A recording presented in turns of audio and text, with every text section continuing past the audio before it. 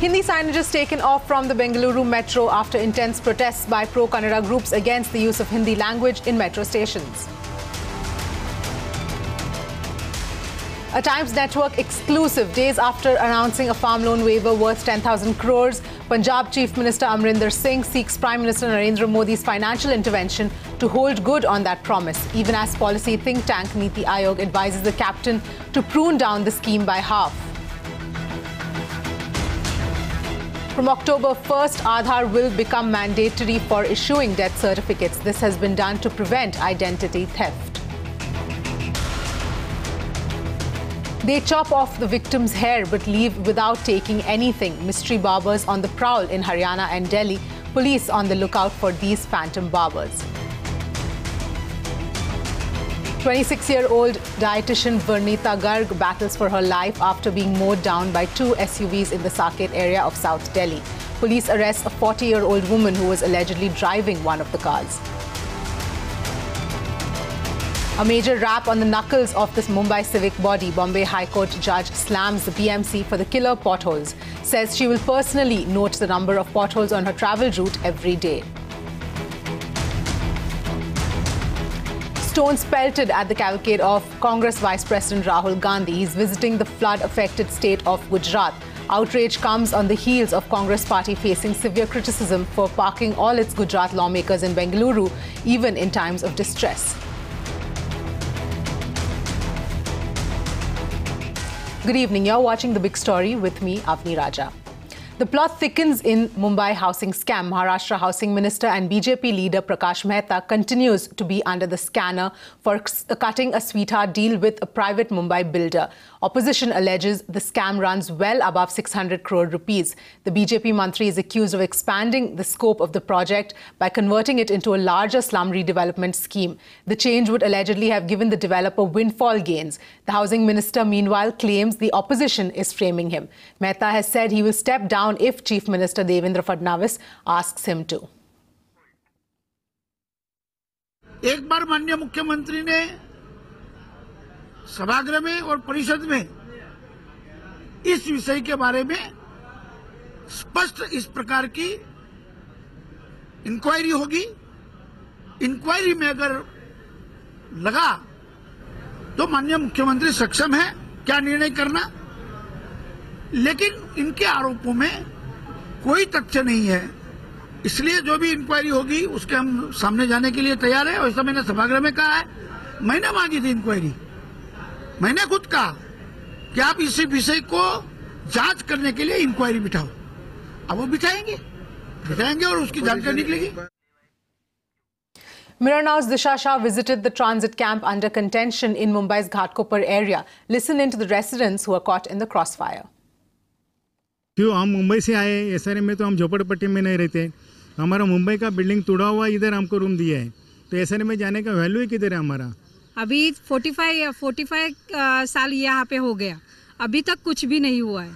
कुछ भी नहीं हुआ है। हम इतना ही चाहते हैं कि हम लोग को म्हाड़ा ने बना के देना चाहिए पूरा। जहाँ यह टेंटिस कैंप का जगह खाली है, वहाँ जगह खाली करने के बाद वहाँ बिल्डिंग बांध दीजिए, बाद में टेंटिस कैंप वहाँ शिफ्ट करके तुम लोग टेंटिस कैंप के रूम खाली कीजिए। ऐसा वो हम लोग का किसके ऊपर विश्वास नहीं है अभी तक। For more on this, I'm being joined by Disha. Disha, there's been a ruckus in the assembly over this entire issue. Take us through what really this entire scam is about. That's right, Avni. There was a lot of ruckus in the assembly and as well as in the both houses where the housing minister was accused of corruption. And one such, of course, deal that came to light was the big transit scam. The scam, of course, where the housing minister was accused of reallocating the transit scam redevelopment to the same developer. So if we just go back to the history, then this particular transit scam redevelopment was handed over over to the Ramesh Jain from Nirmal Lifestyle by MHADA in 1999 and had given 10 years of time to complete the redevelopment, but he failed to do so. So later on, exactly in 2017, if we talk about it, then in January, the housing minister had a meeting with the department of officials, and he also asked them to revive this particular proposal because the license of Dharmesh Jain from Nirmal Lifestyle was cancelled in the year 2012 by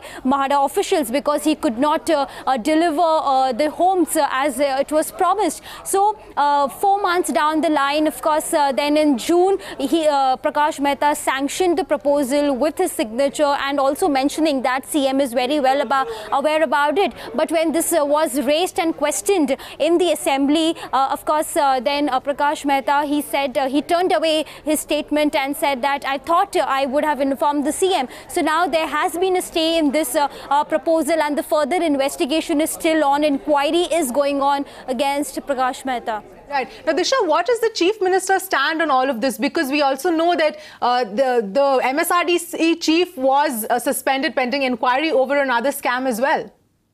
Absolutely. We, of course, had broken this on our channel yesterday that how Radheshyam Mopalwar, the MSRDC MD, he was removed from his post till the further inquiry because of the corruption charges and allegations against him by the opposition as well. But Chief Minister, in his stand for Prakash Mehta, the housing minister, he has made it very clear that he was appointed by the former government, by the former Congress. So, of course, they do not have any proof against Prakash Mehta at this point in time, and inquiry is definitely on, and he had ordered a probe against him. So, of course, within a month or so, inquiry against Prakash Mehta will also be through, is what we understand from the CM. Right. And Disha, if you can just elaborate now what next going forward and what are the various angles that will be investigated?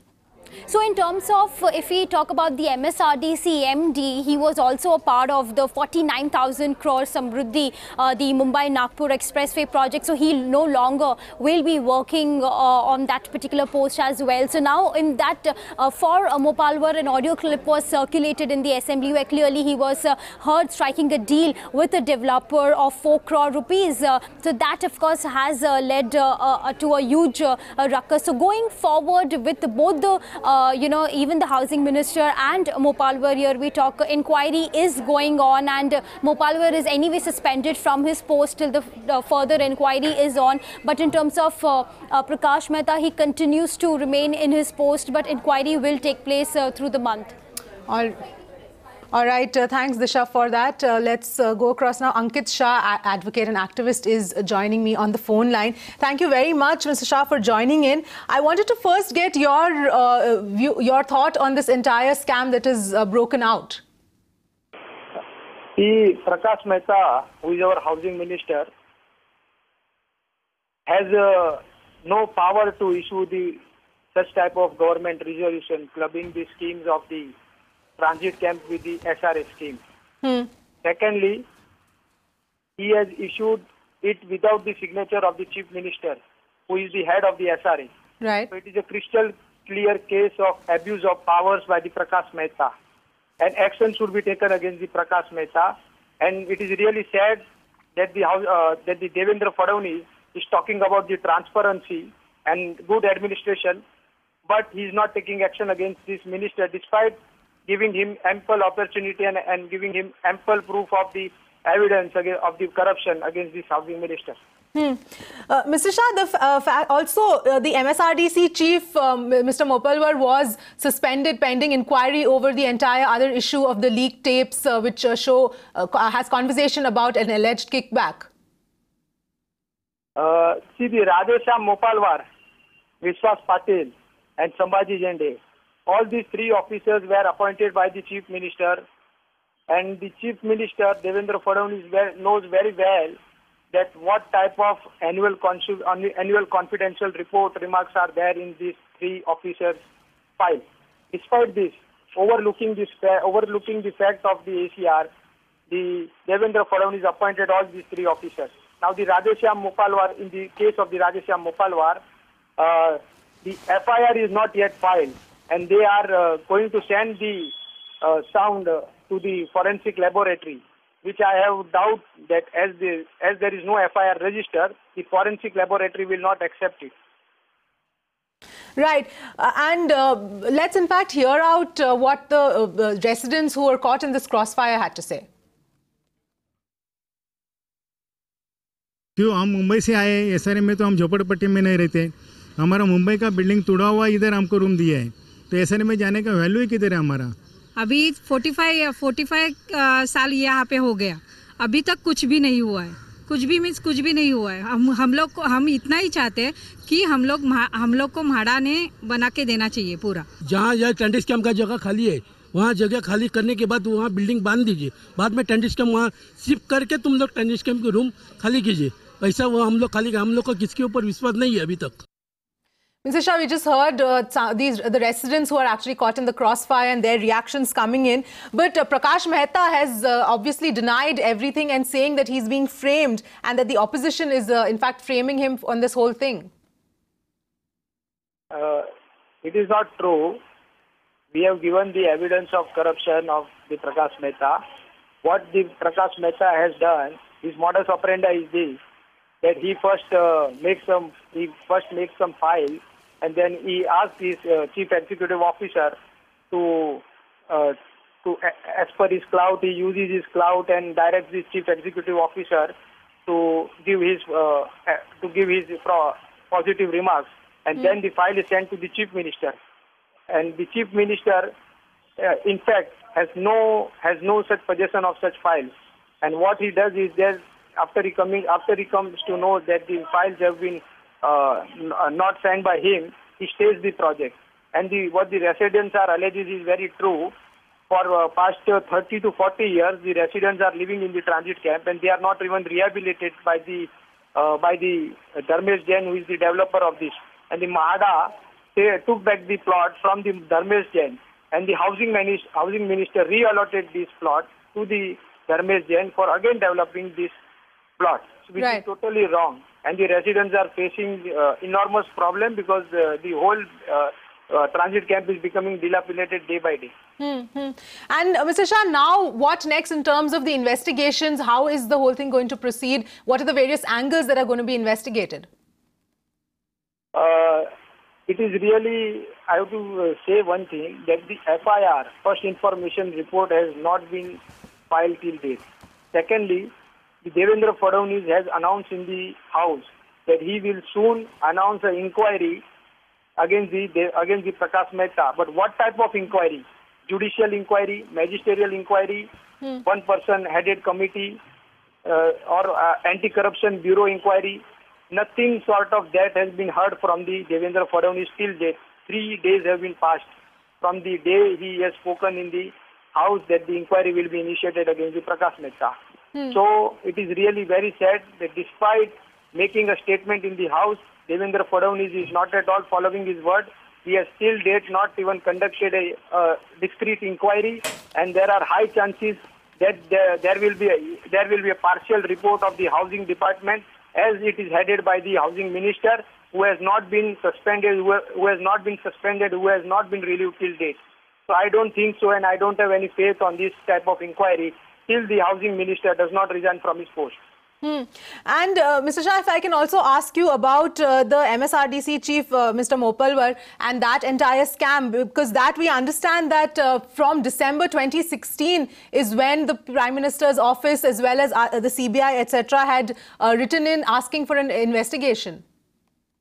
Yes, actually, the Radheshyam Mopalwar is on the anticipatory bail granted by the Special Court of CBI. There were certain charges and certain allegations leveled against him, for which the Central Bureau of Investigation is currently investigating it. But despite knowing this fact, Devendra Fadnavis appointed such type of person. Not only this, as per the MLA Anil Gote, he says that in the Abdul Karim Telgi case, that is stamp paper case, in his confessional statement made by the Abdul Telgi, he has named the Radheshyam Mopalwar as the co-accused. And still, if the government appoints such person at a key post where the Mumbai-Nagpur highway Samruddhi Highway, which is very well known and is a pet project of the Chief Minister. The whole pet project was given to this person, and you can just imagine what type of corruption and what type of maladministration this person would have done, has already done in the Samruddhi project. So this is a severe case of negligence as well as corruption. Right. And most importantly, amidst all of this, it's also, what would happen to the residents who are at this point caught in the crossfire? I will have to say one thing, that there are high chances that the housing minister and all these persons will get a clean sheet, as it has happened in the case of the Eknath Rao Khadse, because the government is not impartial. Government has no integrity, and they are having they want that the people should come to know that they are very much clean, and they don't want to spoil their image. So I don't have any faith, and I don't think so that all these three persons against whom the allegation of corruption have been leveled, they all will be released, and they will soon get a clean sheet, as it has happened in the case of Prakash Mehta yesterday. All right. Thank you very much, Ankit Shah, for joining us and taking us through all those details. Now, meanwhile, the opposition has stalled the parliament for 3 days, asking the housing minister's resignation. Some more reactions coming your way. That is precisely why we want an inquiry by the retired judge of the High Court. We will not accept any ordinary administrative inquiry at all. And we want both Mr. Prakash Mehta and Mr. Mopalwar to be removed from their current assignments. Not only the audio tape, the information which has come out today says that Prime Minister's office has written to Chief Minister to inquire into the corruption charges against Mr. Mopalwar in December 2016. What has the government done for the last 8 months? Why this officer is continuing to hold a very prestigious, important job of being the chief of the Maharashtra State Road Development Corporation? I think probe should be done independently. It should not be done either by anybody from Maharashtra or any of the agencies. I think nothing less than a judicial probe should take place, because we've seen the way CBI, IB, income tax and all have been compromised by this government. So actually there is no trust left in that. A judicial probe should be ordered, and only that we can probably be able to get some results out of it. It's good that they've immediately ordered to probe, but this also shows that we don't know what else is happening in the Maharashtra government. I mean, if this obviously must have been a chance recording or somebody who just recorded it, and if a minister can openly talk like this to a senior IAS officer, that itself is something that's shocking. What else is really happening in that government? So I think this is perhaps a tip of the iceberg to what's happening in Maharashtra.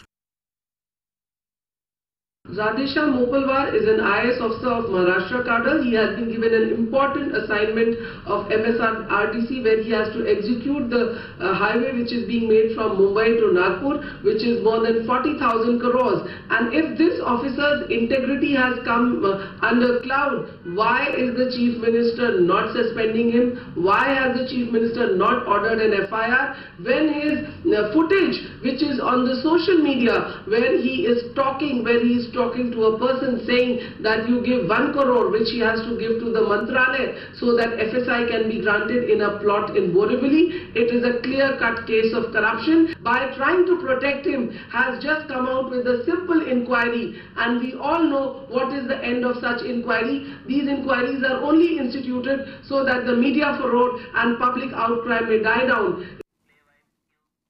All right, moving on. After RJ Malishka's parody rap comes the Bombay High Court's rap. No, we don't mean the song. We mean the sharp observations coming in from Justice Manjula Chellur.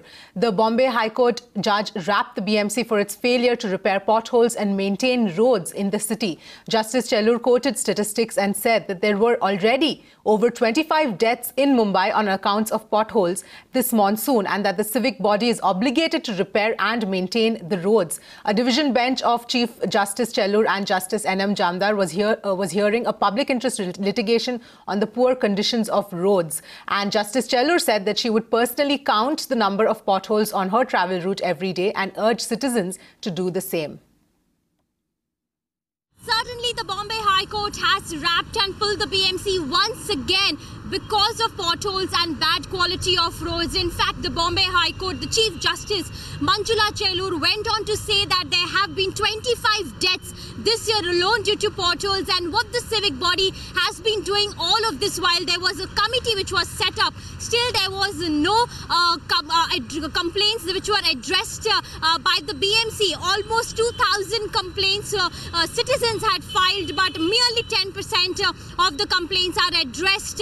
And if you can see, I have been traveling right from LBS Marg up to western suburbs, major arterial roads, and I have spotted more than 50 potholes on the road on this particular stretch alone. And right now also you can see I'm standing here in one of the major arterial road. It connects Powai and as well as western side as well towards Andheri, and you can see the quality of roads, and this exactly was same observed by the court as well. In fact, the Chief Justice went on to say that personally she will also start counting potholes like we do and like we did on our channel relentlessly. And she said that she will count the potholes, the number of potholes, and she will send it to the BMC so that BMC acts on it ASAP. And in fact, another major thing that the court observed, this is not restricted to Mumbai alone, but across Maharashtra. So the court has directed that every district, a nodal officer will be appointed so that citizens do not have to restrict themselves to the civic body alone, because civic body is clearly not doing their job. If I can ask my camera person to zoom in once again to these visuals, 1,000 crore rupees has been spent only behind repairing these roads, and it's not even raining today, it's a sunny day. Still you can see this is the condition of the road. So lastly, the court has directed that if any citizen like you or me, if we have a complaint to put forth, be it potholes or be it any bad quality of roads, then you can connect or you can call your nodal officer, and the court has directed that each and every complaint should be addressed. This is the Shasha for Mirror Now. Mirror Now believes that authorities who run our cities should be held accountable for any inefficiency on their part that causes physical harm to citizens or endangers lives. On your screens is a petition that Mirror Now intends to present to the Prime Minister's office. Sign this petition if you believe that it is time to fix accountability for civic negligence. Log on to the Mirror Now website, Facebook page or Twitter handle and sign the petition if you think that it's time that we hold our elected representatives as well as the bureaucrats responsible for doing their jobs. All right, an invisible person with a fetish for chopping off women's hair has caused ripples of panic across states in North India. Now, in a series of bizarre incidents coming from Gurugram, women claim that a phantom barber has been cutting off their braids. All the women who have lost their manes claim that they fell unconscious but woke up with a headache. However, nothing was stolen from the house. Now, the police has registered a case against these phantom barbers, but the incident has already given rise to superstitious rumor mongering. मेरे को सोते समय तो कोई एहसास नहीं हुआ। जब मम्मी ने सुबह उठाया देखा तो बाल कटे हुए थे। नहीं फील भी नहीं हुआ कि किसने चलाए, यानी तक मुझे ये फील नहीं हुआ कि कोई मेरे पास आके बैठा भी है या उसने मेरे बाल छुए भी हैं। नहीं, किसी को नहीं देखा, बस डर लग रहा था कि किसने काट दिया और कैसे काटे। मेरे बाल जो थे वो चोटी थी, फोल्ड हो रखी थी, रिबन लगे हुए थे, ठीक है, ये दोनों चोटियाँ, ठीक है। मैं सो रही थी तो मेरे बाल किसी ने काट दिए, क्योंकि मेरे पास आके कोई बैठा होता तो मुझे पता चलता, और कोई मेरे बाल छूता काटते समय तो भी पता चलता, लेकिन किसी ने छू के नहीं काटे हैं। जैसे पड़े थे वैसे की वैसे सीधा कैंची चला दी है। वहीं बालों में लगी हुई थी, तो मम्मी ने जब कहा कि देखो बाल में कुछ हुआ तो नहीं, तो जब देखा तो मेरे हाथ में चोटियाँ आ गई रिबन समेत। इरिटेशन, सर में दर्द वगैरह तो हुआ नहीं मुझे, लेकिन जब मेरी मम्मी ने 3 बजे उठाया, बोला कि देखो बाल वाल में कुछ हुआ तो नहीं, तो देखा तो मेरी चोटियाँ कटी हुई थी, क्योंकि अगर रात में कोई फील होता तो मैं उठ जाती, कैंची की आवाज़ वगैरह आती थी। हम लोग 11 बजे करीब, नॉर्मली हमें 11 बज जाते हैं सोने में, तो सुबह उठना होता है बच्चों ने स्कूल जाने के लिए। तो रात को 3 बजे मेरी नींद खुली थी, तो मैं सीधा वॉशरूम गई। वॉशरूम से आके देखा तो मेरे तकिए के पास बाल पड़े हुए थे, कटे हुए बाल। ये मेरे इतने लंबे लंबे बाल थे और इतने छोटे हो गए हैं, और पीछे से भी मतलब बेढंगे तरीके से कटे हुए हैं। फिर मैंने अपने हस्बैंड को उठाया, मैंने कहा उठो, मैंने कहा मेरे बाल कटे हुए हैं। एकदम से वो भी शॉक हो गए कि मतलब इतने बाल कैसे कट गए और अचानक से। तो मैंने बोला, मैंने बेटियों के बाल देखो, लड़कियों के मतलब लड़कियों के तो नहीं बाल कटे हुए, देखा तो लड़कियों के भी मेरे बाल कटे हुए थे, दोनों लड़कियों के बाल खुले थे, मतलब कटे हुए थे, और बड़ी बेटी ने फोल्ड करके चुटिया करी हुई थी रिबन के साथ, उसके भी बीच में से कट थे। माहौल तो बहुत डर वाला है यहाँ पे, मेरे बच्चे भी खुद डरे हुए और मैं भी रात को डर डर के सोई हूँ, क्योंकि जिस समय हमारे बाल कटे थे उस समय हमें कुछ पता नहीं चला, ना सिर में दर्द, जिस तरह से बताते कि सिर में दर्द है या कुछ हुआ, चक्कर आए, ऐसा हमें कुछ भी आभास नहीं हुआ। नॉर्मली तरीके से हम सोए हुए थे, हमारे बाल अचानक से कट गए और इसलिए हमारे आज रात को भी हमें नींद नहीं आई। पुलिस में कंप्लेंट किया था तो पुलिस वालों ने बेडशीट वगैरह हमारी लेके गए हैं, पिलो वगैरह, और एक उन्होंने पूछा था कि भाई हमारे घर में कोई कैंची तो नहीं है, तो मैंने कहा हाँ है कैंची, क्योंकि ऑलरेडी सबके घर में होती है, तो मैंने भी उनको कैंची दिया, तो हाँ बाल भी लेके गए हैं और उन्होंने कहा कि कैंची में बाल लगे हुए हैं, जबकि हमारी कैंची में कोई बाल नहीं थे, क्योंकि हमने कभी काटे ही नहीं कैंची से बाल, ना हमें पता है कि। मिसेज ने उठाया रात को, तो 3 बजे करीब उठाया, तो उन्होंने बताया कि भी टॉयलेट करने गई थी, वो टॉयलेट करके आई हैं तो देखा तो उनके बाल बिस्तर पे पड़े हुए हैं। तो मैंने देखते ही उन्हें देखा कैसे कट गए, तो कह रही मुझे नहीं पता, भी बच्चों को चेक करो, बच्चों को चेक करा तो देखा तो बच्चों के भी कटे हुए हैं। बच्चे चिल्ला के उठे, कोई रो रहा है, कोई रो रहा है, एक सबसे छोटे वाली लड़की वो चिल्ला के उठ पड़ी, और उसके चिल्ला के उठने से ही तो छोटे वाला लड़का है हमारा, तो वो भी मेरे साथ ही सो रहा था बिल्कुल, तो वो भी उठ पड़ा एकदम से, तो वो डर गए भी बच्चे इतने। दरवाजे बंद होने के बावजूद, सब कुछ बंद होने के बावजूद अगर ये बाल काटे तो कटे कैसे? अब पुलिस कह रही है बच्चे काटेंगे, बच्चे अगर सो रहे हैं आपस में तो कैसे काटेंगे? The mysterious and bizarre cases of braids chopping does not seem to end. In fact, as many as 8 to 9 cases have just been reported from the national capital, with the latest case being reported from Delhi's Mayapuri area, where a family of 5, including one woman and her 3 children, their braids were allegedly chopped off in the middle of the night. This entire situation has caused panic among the neighborhood as well. Now, as far as these incidents are concerned, not just from New Delhi, but many such incidents have also been reported from Gurgaon, Haryana's Rewari, Mewat, as well as Mahendragarh district, and also a couple of incidents from Greater Noida.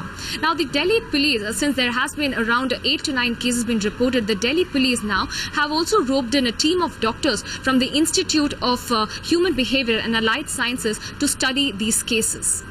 In New Delhi, this is Apurva Sridhar for Mirror Now. Well, that's a wrap on this edition of The Big Story. Thanks for watching and stay tuned to Mirror Now.